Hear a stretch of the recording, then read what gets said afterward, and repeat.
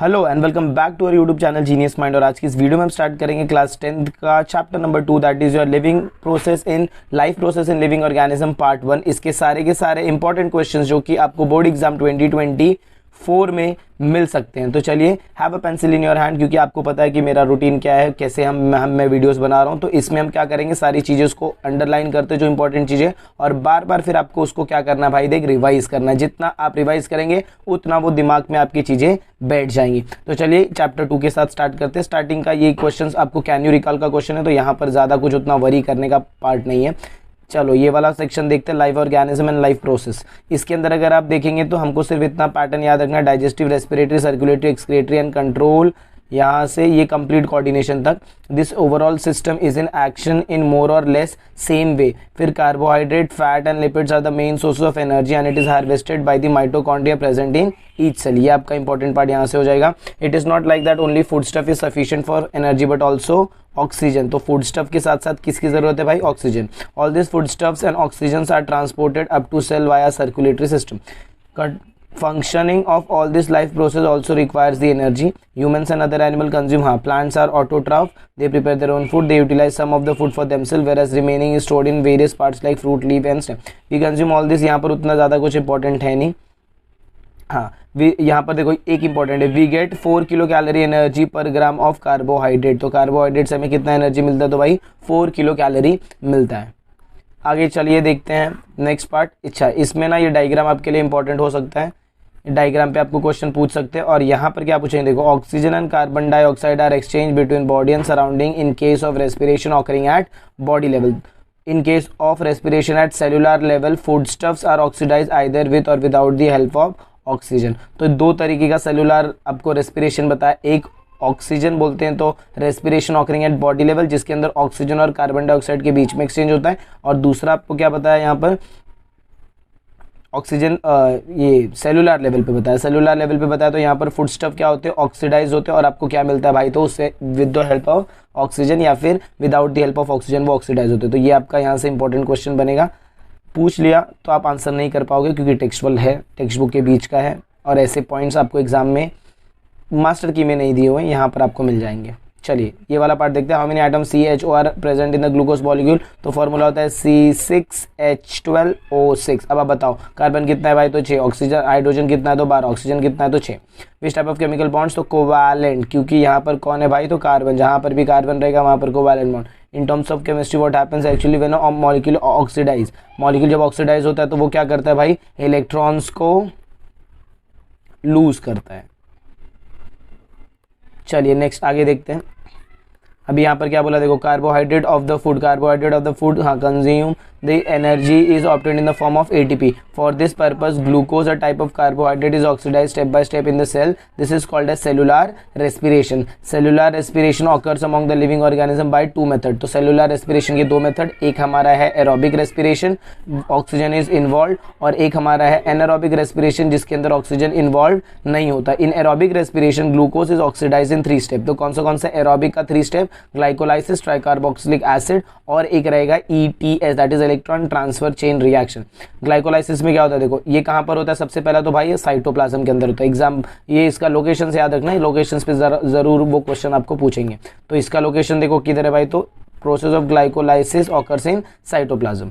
क्या होता है इसके अंदर, तो molecules of glucose is oxidise step by step in this process and 2 molecules of each pyruvic acid ATP, NADH2 and water are formed. Molecules of pyruvic acid formed in this process are converted into molecules of acetyl coenzyme A। तो यहाँ पर ये जो pyruvic acid है इसको किस में convert करते हैं, तो भाई acetyl coenzyme A। 2 molecules of NADH2 and 2 molecules of CO2 are released during this process। तो यहाँ से आपको इतना इंपॉर्टेंट चीज़ें रहेंगी। नेक्स्ट, जब हम TCA की बात करते हैं, ट्राई कार्बोक्सिलिक एसिड, इसको आपका इसका दूसरा नाम क्या है भाई, तो इसका दूसरा नाम है क्रेब साइकिल। क्रेब साइकिल भी इसको बोलते हैं। अच्छा, ये कहाँ पर होता है, cyclic chain of reactions are called operated inside the mitochondria. Acetyl part of acetyl coenzyme is completed through cyclical process and molecules of CO2, H2O, NADH2 and FADH2 are derived. ये इंपॉर्टेंट पार्ट रहेगा। चलिए next देखते फटाफट। Electron transfer chain जब आप देखोगे तो ये डायग्राम आपके लिए इंपॉर्टेंट है। और यहाँ पर देखो, यहाँ पर 3 molecules of ATP are obtained from each NADH2 molecule and 2 molecules of ATP of each FADH2। मतलब ये यहाँ पर अगर आप देखोगे तो ये देखो NADH2 दिख रहा है, ये 3 मॉलिक्यूल 3 ATP मॉलिक्यूल्स देता है और FADH2 दिख रहा है, ये कितना देता है 2 ATP देता है। तो एग्जाम में ये आपको क्वेश्चन पूछ सकते हैं। Electron transfer chain is operated in mitochondria only, ये रही यहाँ का। बिसाइड ATP वाटर मॉलिक्यूल्स, अच्छा water molecule are also form, तो ये भी आपको याद रखना है। The molecule of glucose is completely oxidised in aerobic respiration and molecules of CO2 NH2 are produce along with. Completely glucose क्या होता है भाई, completely oxidised in aerobic respiration, तो इसीलिए एरोबिक रेस्पिरेशन में क्या निकलता है CO2 and H2O are produce with along with energy, energy के साथ साथ CO2 और H2O, और यही CO2 आपके बॉडी से बाहर जाता है और यही H2 आपके बॉडी से यूरिन के फॉर्म में बाहर जाता है। ऑलवेज रिमेंबर, ये फॉर्मूला फुल फॉर्म आपको याद रखना है, कोएंजाइम्स याद रखना है। कोएंजाइम्स क्या होते हैं, ये टेबल आप पढ़ लेना है, इसके अंदर आपको बहुत ATP से रिलेटेड, देखो लास्ट लाइन देखो, energy currency of the cell खुद ही दिख रहा है। फॉस्फेट बॉन्ड है, क्या क्या रहता है, it contains nitrogenous compound that is adenine, pentose sugar, ribose and 3 phosphate group, important part है। एडिनोसाइन राइबोन्यूक्लियोसाइड यहाँ से बनता है, वो ट्राइफॉस्फेट है, इसीलिए ATP बोलते हैं। चलिए ये इतना इंपॉर्टेंट पार्ट इसमें से मार्क किया। डायग्राम की बात करूँ तो भाई डायग्राम इंपॉर्टेंट, कोई भी डायग्राम है वो इंपॉर्टेंट है आपके लिए, क्योंकि आपको डायग्राम बेस्ड क्वेश्चन ज़्यादा मिलेगा। If there is insufficient amount of carbohydrates in body due to exceptional condition like fasting hunger then lipids and proteins are used. अच्छा, अगर कार्बोहाइड्रेट बॉडी में नहीं है तो किसको यूज़ करेंगे भाई, तो लिपिड को यूज़ करेंगे और प्रोटीन को यूज़ करेंगे। In case of lipid, fatty acids, lipids they are convert, lipids को किस में कन्वर्ट करते हो तो भाई फैटी एसिड, वेरस प्रोटीन को किस में कन्वर्ट करते हो तो अमाइनो एसिड। ये एग्जांपल रहेगा, एग्जाम में आपको क्वेश्चन पूछ सकते हैं, lipids are converted into dash, तो आंसर आएगा fatty acid. Proteins are converted into dash, तो आंसर आएगा amino acid. Fatty acids and amino acids are converted into acetyl coenzyme and energy is obtained through complete oxidation of acetyl coenzyme by the process called as Krebs cycle in mitochondria. अब Krebs cycle बोला तो समझ जाने का भाई क्या, TCA मतलब tricarboxylic acid cycle. चलो ये वाला देख लो, इंट्रोडक्शन टू साइंटिस्ट। ये साइंटिस्ट है 3, कौन से एम्बिडेन, मेरहॉफ एंड जेकॉब पार्नेस, जिन्होंने ग्लाइकोलाइसिस बनाया था, या फिर इसको EMP पाथवे भी बोलते हैं। ये याद रखना है EMP पाथवे क्यों, एम्बिडेन, मेरहॉफ एंड पार्नेस के लिए। अब यहाँ पर आपको 2 तरीके का रेस्पिरेशन दिया हुआ है। एक दिया है ये वाला जो रेस्पिरेशन है, ये देखो ये कौन सा है, एरोबिक रेस्पिरेशन, जिसके अंदर ऑक्सीजन यूज़ होता है। ये एनारोबिक रेस्पिरेशन है जिसके अंदर ऑक्सीजन यूज़ नहीं होता। तो यहाँ पर 3 कंडीशन है, लिपिड, कार्बोहाइड्रेट और प्रोटीन। ये डायग्राम पूरा का पूरा इंपॉर्टेंट, ये डायग्राम पूरा का पूरा इंपॉर्टेंट, एग्जाम में आपको फिल इन द ब्लैंक्स करके देख सकते हैं। फिल इन द ब्लैंक्स ही देते हैं कि इसके बाद कौन सा फिलअप आएगा। सपोज ये 2 कार्बोहाइड्रेट दिया, ग्लाइकोलाइज दिया, पायरुविक एसिड दे देंगे, तो यहाँ पर आपको पायरुविक एसिड फिलअप करना पड़ेगा। चलिए नेक्स्ट आगे मूव ऑन करते तो energy production micro organism through anaerobic process. यहाँ पर ज़्यादा कुछ इंपॉर्टेंट नहीं है। Glucose is incompletely oxidised and less amount of energy is obtained in this type of respiration. फिर glycolysis and fermentation are 2 steps of anaerobic respiration. उसके बाद this देखो यहाँ पर दिया, pyruvic acid produce through glycolysis is converted into other organic acid और alcohol with the help of some enzyme in this process, this is called as fermentation. Some higher plants, animals and aerobic micro organism also perform aerobic respiration instead of anaerobic respiration instead of aerobic respiration if there is depletion. मतलब और भी बहुत सारे ऐसे organisms हैं जो anaerobic respiration करते हैं, कब, जब ऑक्सीजन उनको अवेलेबल प्रॉपर्ली नहीं मिलता है। Seed performs anaerobic respiration if the soil is submerged under water during germination. Similarly our muscle cell perform anaerobic respiration while performing the exercise. ये आपको एग्जाम्पल के फॉर्म में याद रखना है। एग्जाम्पल में आपको एग्जाम में आपको पूछ सकते हैं कि right the example in which the cells perform anaerobic respiration. तो ये 2 एग्जाम्पल आप लिख सकते हो, एक सीड का, दूसरा the muscles in our body. Next question is which type of cellular respiration performs complete oxidation of glucose. ये इंपॉर्टेंट रहेगा, मार्क करना, ये आपको मास्टर की में मिल जाएगा। चलिए energy from different food components. फिर proteins are the macromolecules form by bonding of together many amino acid. Proteins of animal origin are called as first class protein. इसीलिए आप एनिमल्स का फूड मतलब बोलते हैं ना, मीट आप ज़्यादा खाते हो। नॉन वेज से क्या मिलता है हमको, फर्स्ट क्लास प्रोटीन मिलता है। We get 4 kilo calorie of energy per gram of protein, मतलब 1 ग्राम से कितना मिलता है, 4 kilo calorie. Important, amino acid are obtained by after the digestion of protein. Those amino acid absorb body, हाँ ठीक है, from this amino acid organs and cell produce various protein necessary to themselves and the whole body. Those examples are given. अब कौन सा protein बनाता है हमारे body, देखो इसके लिए एग्जांपल ही आपको पूरा दिया हुआ है, तो आपको ये टेबल याद रखना है। जरूरी नहीं है कि ऐसे पूछे, यहाँ पर आपको पूछेंगे the protein required for skin, protein required for bones, protein required for cells, protein required for pancreas, pituitary gland, muscles, blood. तो तो आप अलग अलग भी पढ़ सकते हो, ये सब के लिए कौन से अमाइनो एसिड चाहिए वो दिया है यहाँ पर, या फिर आप पूरा ऐसे भी आपको एग्जाम में पूछ सकते हैं। एक्सेस ऑफ अमाइनो एसिड, अच्छा, obtain from protein are not stored in the body, they are broken down and the ammonia formed is eliminated out of the body. तो एक्सेस जो प्रोटीन रहेगा उसको कन्वर्ट करते हैं अमोनिया के form में और बॉडी से क्या कर देते तो भाई रिलीज आउट कर देते। If necessary excess of proteins are converted into other useful substance like glucose through the process of gluconeogenesis. ये एक प्रोसेस याद रखना। प्लांट में देखो एन एंजाइम, ये बहुत अबंडेंटली पाया जाता है। An enzyme Rubisco present in the plant chloroplast is most abundant protein found in nature. Most abundant protein पूछा तो भाई आंसर क्या रहेगा, रुबिस्को। क्या रहेगा भाई, रुबिस्को। आपने वीडियो देख लिया तो आपके लिए सारी चीज़ें इंपॉर्टेंट हो जाएंगी और सिंपल भी हो जाएंगी क्योंकि मैंने सारी चीज़ें बता दी। The substance formed by specific chemical bond fatty acid and alcohol are called as lipid. Digestion of lipid consumed by us is nothing but their conversion into fatty acids and alcohol. Fatty acids are absorbed and distributed everywhere. ज़्यादा कुछ नहीं। अच्छा, यहाँ पर देखिए, fatty acids are used for producing hormones like progesterone, estrogen, testosterone, aldosterone, etc. and the covering around the axon of nerve cell. We get 9 kilocalorie of energy per gram of lipids. Excess of lipids are stored in adipose connective tissue. तो ये last के important parts हो जाएंगे इस chapter. चलिए तो ये section देखते हैं, इसमें क्या बोला है। देखो, vitamins are a group of heterogenous compounds of which each is essential for proper operation of various process in the body. There are main 6 types of vitamins, that is A B C D E and K. Out of this A D E K are fat soluble, तो ये याद रखना fat soluble क्या है। B and C are water soluble, ये भी याद रखना वाटर सोल्यूबल क्या है। फिर we have seen that FeDH2, अब इसको कैसे याद रखेंगे, देख भाई मैं तो ऐसे याद रखता हूँ, KADE, कड़ी। कड़ी चावल खाते हो, कड़ी बोला तो फैट सोल्यूबल।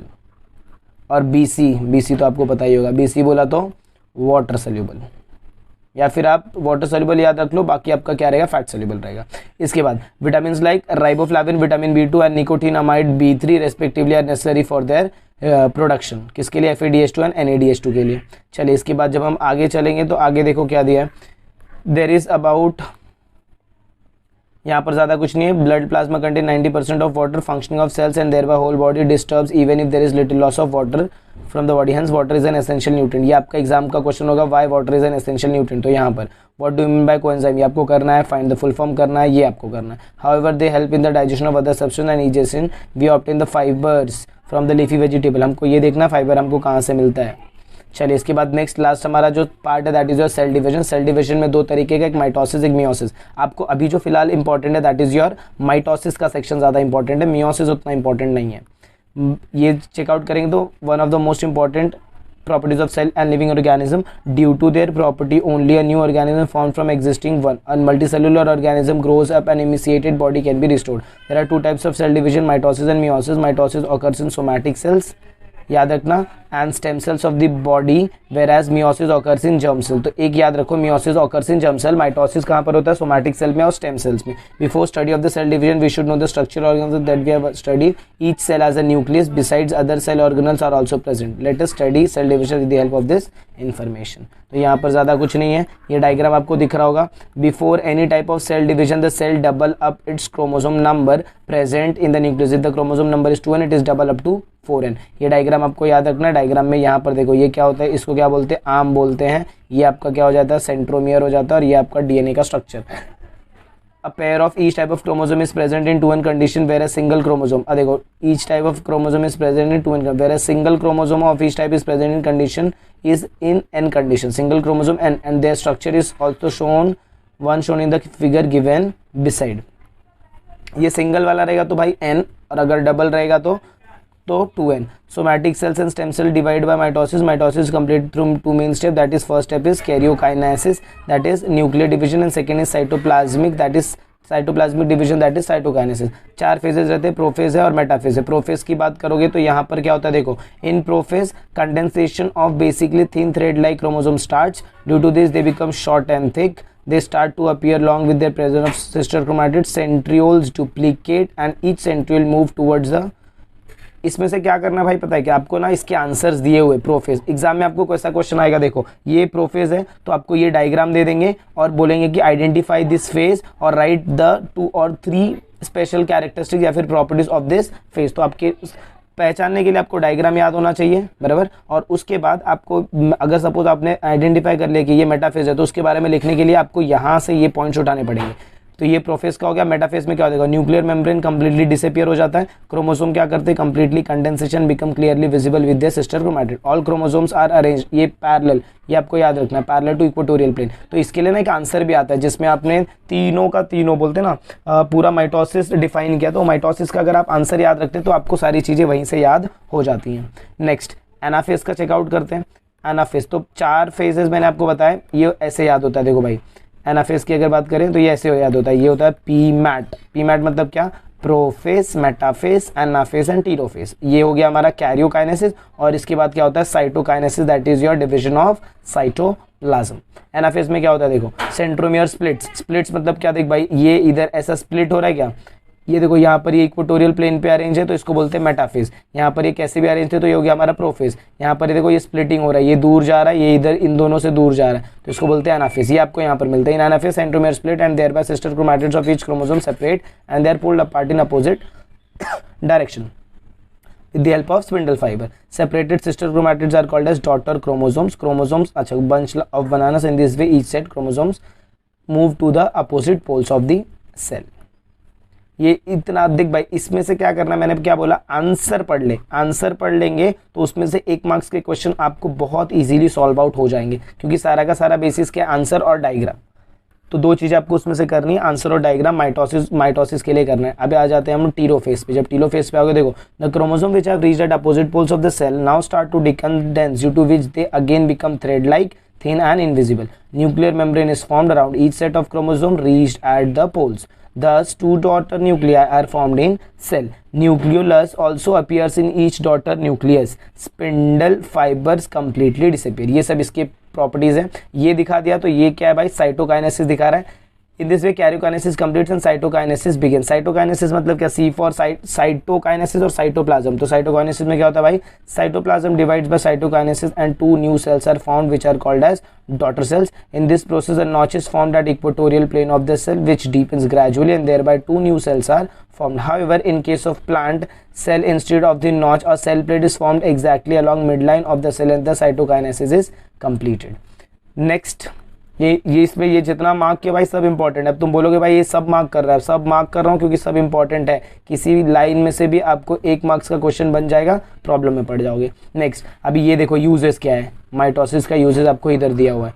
क्या यूजेस है भाई, तो mitosis is essential, mitosis is essential for growth of whole body, besides it is necessary for restoration of emaciated body, wound healing, formation of blood cell। तो ये हमको खाली एक्सटर्नल फीचर से protect करता है। एक्सटर्नली वाउंड हीलिंग हो गया, फिर फॉर्मेशन ऑफ ब्लड सेल्स हो गया, उसमें आपका काम आता है। मियोसिस की बात करें तो ये सिर्फ और सिर्फ रिप्रोडक्शन में दिखता है भाई। किधर दिखता है, ये सिर्फ और सिर्फ रिप्रोडक्शन में दिखता है। और इसमें 2 फेजेस होते हैं, एक होता है मियोसिस 1, एक होता है मियोसिस 2। दोनों का दोनों डायग्राम आपको इधर दिख रहा होगा, देखो, या फिर ये दोनों ऐसे बाजू बाजू में। ये meiosis is completed through 2 stages. Those 2 stages are meiosis 1 and meiosis 2. Recombination and crossing over occur between between homologous chromosome and thereafter those homologous chromosome are divided into 2 groups and thus 2 haploid cells are formed। तो इसमें सबसे main चीज़ क्या पता है, क्या, recombination. और ये recombination की वजह से ही आपको आजू बाजू में जितने लोग दिखाई देते सबके सब कैसे भाई, तो अलग है। तो that is the main feature of the meiosis. ये दोनों डायग्राम आपको याद रखना, दोनों का डायग्राम सेम टू सेम है। देखो मियोसिस 2 यहाँ पर दिया है, meiosis 2 is just like mitosis, important है, मार्क करना। 2 haploid daughter cells are formed in meiosis 1 undergo division by separation of recombined sister chromatids and 4 haploid daughter cells are formed. Process of gamete production and spore formation occurs by meiosis. In this type of cell division 4 haploid daughter cells are formed from 1 diploid। तो इसमें 2n cell है, इससे क्या बनता है भाई, तो 4n मतलब n 4 हैप्लॉइड सेल्स बनते हैं। During this cell division crossing over occurs between the homologous chromosome and thereby genetic recombination occur. क्या होता है भाई, देखो क्रॉसिंग ओवर होता है होमोलोगस क्रोमोसोम के होमोलोगस क्रोमोसोम्स में, और इसकी वजह से क्या होता है भाई, genetic recombination. Due to this all the 4 daughters are genetically different from parent cell and from each other 2। ये बहुत ही इंपॉर्टेंट लाइन यहाँ पर दी हुई है जो कि आपको एग्जाम में वो पूछ सकते हैं। चलिए इसके बाद हम जब नेक्स्ट वाला पार्ट देखेंगे तो यहाँ पर देखो क्या दिया, यूज योर ब्रेन पावर। ज़्यादा कुछ है नहीं, आपको सिर्फ क्या करना है, ये सारे क्वेश्चन आपको मास्टर की में दिए हुए हैं, ये सारे के सारे क्वेश्चन आपको वहाँ से रेफर आउट करने हैं। बस दैट्स इट। ये सारे के सारे क्वेश्चंस आपको यहाँ से करने हैं। कहाँ पर दिया भाई, तो मास्टर की में दिया हुआ है। What do mean diploid cell, 2n cell, haploid cell. तो डिप्लॉइड सेल बोला तो इसके अंदर 2 सेल 2 क्रोमोसोम्स प्रेजेंट रहेंगे। हैप्लॉइड बोला तो single chromosome. What do you mean by homologous chromosome, जो सेम आइडेंटिकल रहते हैं। Whether the gametes are diploid और हैप्लॉइड, तो गैमेट जो रहते हैं they are haploid. And Y बोला तो क्योंकि उनका डिवीजन हो जाता है। तो ये सारे के सारे क्वेश्चन आपको 1 मार्क्स में मिल सकते हैं। और ये आपको कहाँ पर मिलेंगे, तो भाई MK मास्टर की के अंदर मिल जाएंगे। अब चलिए देख लेते हैं कि एक्सरसाइज के कौन से ऐसे क्वेश्चन है जो आपको करने हैं। ये आपको करना है, ये पूरा आपको करना है। डायग्राम देखो भाई बताया था, ये करना है। फिर यहाँ पर राइट डेफिनेशन आपको करना है। डिस्टिंग्विश बिटवीन में आप क्या कर सकते हैं, सिर्फ और सिर्फ माइटोसिस और मियोसिस करिए, बाकी कुछ नहीं पूछते। गिव साइंटिफिक रीज़न आपको करना है पूरा का पूरा। फिर यहाँ पर ग्लाइकोलाइसिस नीचे का वो नहीं करेंगे तो भी चलेगा। तो आई होप आपको वीडियो पसंद आई। अगर आपको वीडियो पसंद आई तो प्लीज़ वीडियो को ज़्यादा से ज़्यादा शेयर करें, अपने फ्रेंड के साथ शेयर करें। अगर आप चैनल पर नए तो चैनल को सब्सक्राइब किए बिना मत जाइए। और ऐसे ही इंपॉर्टेंट क्वेश्चंस की वीडियोस के लिए वेट करिए। मिलते हैं अगली वीडियो में कुछ ऐसे नए इंपॉर्टेंट क्वेश्चंस के साथ। तब तक के लिए have a good day and take care.